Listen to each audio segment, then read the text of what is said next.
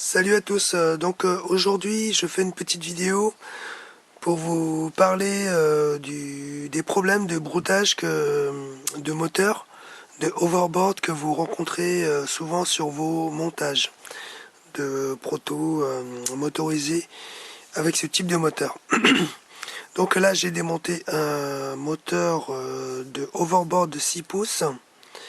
Alors, il y a beaucoup de variantes selon les modèles qu'on trouve en occasion. Alors, ce qui se passe le plus souvent, c'est malheureusement de tomber sur des moteurs de overboard qui sont faits en contrefaçon, donc des copies ou tout simplement des économies de matériaux, de matières premières. Alors pour reconnaître un bon moteur d'overboard, il faut impérativement que vous ayez 5 brins de cuivre sur les phases. Donc là sur le mien, c'est un vrai moteur 350 watts, 36 volts. Donc j'ai bien mes 5 brins de cuivre par phase. Donc on les voit, hein.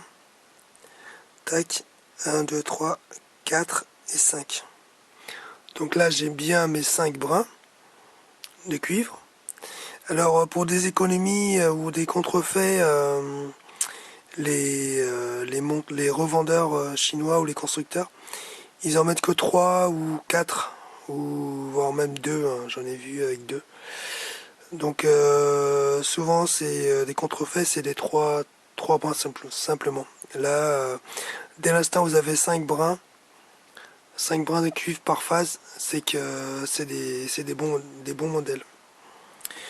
Alors ce qui se passe aussi le plus souvent, c'est qu'en fin de compte, les emplacements des capteurs Hall sont juste posés, emboîtés. Alors ce qui se passe, c'est que avec les vibrations, et ben le capteur Hall sort de son logement et puis n'est plus en face des aimants qui tournent sur le rotor.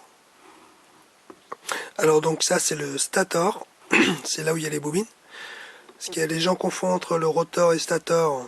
Le stator c'est la partie qui ne tourne pas, donc en position centrale, et le rotor c'est la partie qui tourne. Sauf que sur ce modèle des moteurs en direct drive comme ça, c'est le rotor, enfin la cloche qui tourne autour du stator. Donc stator c'est ce qui tourne pas et le rotor c'est ce qui tourne. Donc c'est différent par rapport au moteur à moyeu. Dans ces cas-là c'est le rotor qui tourne au milieu et le stator il est fixe côté extérieur. Alors pour répondre aux questions de broutage de moteur d'overboard, sachant que c'est les bonnes références. Alors moi j'ai découvert ces petites pannes.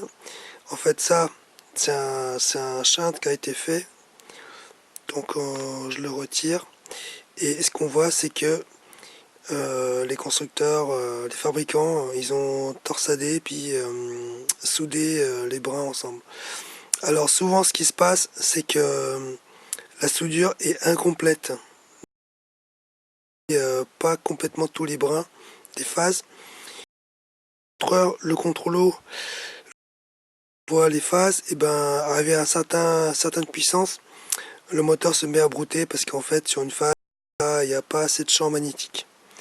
Alors donc voilà souvent le petit problème, c'est que les fils de cuivre ne sont pas tous reliés ensemble. Alors preuve en est, je vais vous juste détorsader, vous allez voir qu'il y a des brins qui ne sont pas soudés. Voilà. Et voilà. Donc ça c'est une soudure de merde. Donc vous voyez que les brins se détachent facilement. Bon, il suffit qu'il y ait des vibrations et les brins se détachent et du coup vous perdez toute la puissance du moteur. Voilà. Ça c'est un problème que les gens ont souvent sur leur prototype, qu'arrivé à un certain tour de minute ou certaines puissances, le moteur se met à booter. Donc c'est sans doute la cause. Alors pour refaire bien la connexion, il faut reprendre tous les brins et refaire une soudure complète. Alors là, moi par habitude je fais comme ça, et prendre un cutter, venir gratter le vernis qu'il y a sur les brins de cuivre, parce que le vernis consiste à faire un isolant, hein, pour pas que sur les bobinages sautent en court-circuit, parce qu'ils sont enroulés tous ensemble. Donc pour cela il faut gratter le vernis de protection sur les fils de cuivre. Donc voilà. Tac. Et ensuite mettre de l'étain pour bien étamer tous les fils de cuivre avant de les torsader ensemble. Donc c'est juste une petite vidéo pour vous montrer. Alors pour ça j'utilise un fer à souder puissant. C'est un 80 watts. Hein. Un fer à souder 80 watts avec une grosse palme. Et puis on va venir refaire, étamer bien les brins comme il faut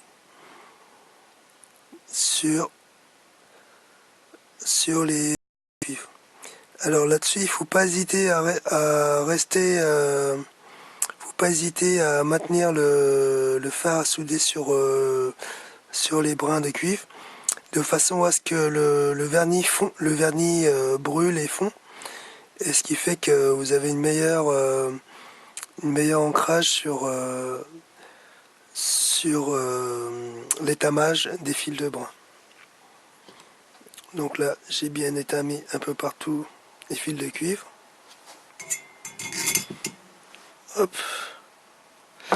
Ensuite, hop, il faut revenir faire la connexion entre elles et puis retorsader tout ça.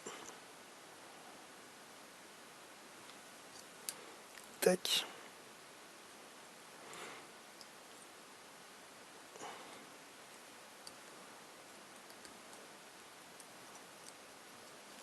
Alors, une fois que vous avez rassemblé tous les brins étamés, hop, il faut refaire une soudure.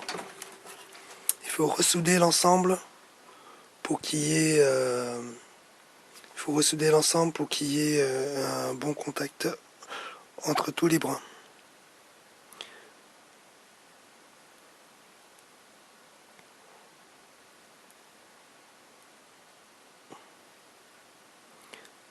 Et voilà.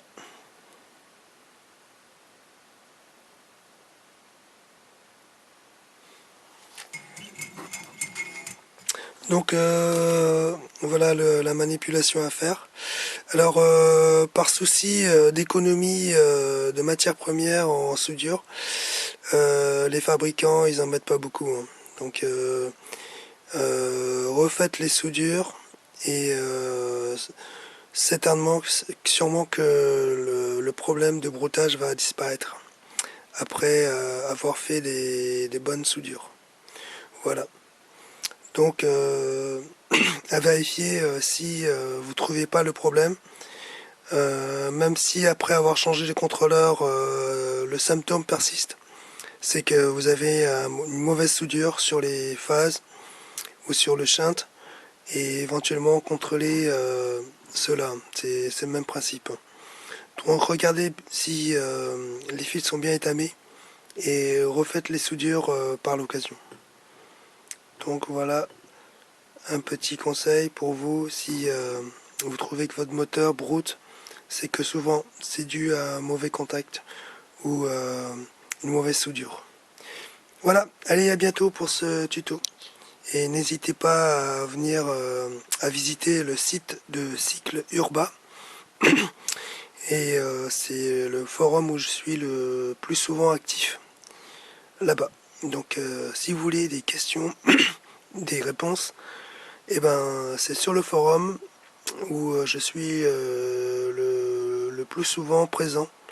Donc n'hésitez pas à aller visiter ce forum. Merci à vous, à bientôt.